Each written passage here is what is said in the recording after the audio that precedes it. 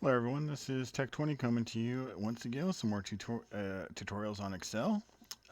So if you are interested in doing more tutorials on Excel, seeing how those work, please do feel free to subscribe and hit the notification bell, as I will be uploading quite a few videos over the next few days, weeks, months, probably years. But anyway, I digress. Let's go ahead and get started with this. So what we're trying to do today is go ahead and enter today's date.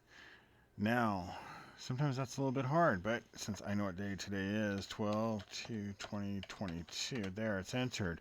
That's the end of the tutorial. No, it's just a bad joke.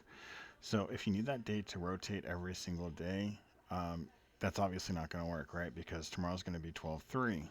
What you're going to need to do is enter in a simple formula, and that's just going to be enter, and then you type out the word today, and then you do an open and close parentheses, and hit enter. As you can see, it does display 12/2/2022.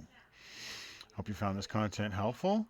If you did, please leave a like and subscribe, and please feel free to check out my other videos on Excel. If there's anything you'd like to see me cover in the future, please leave it in the comment section. Thanks, and have a great day. Goodbye.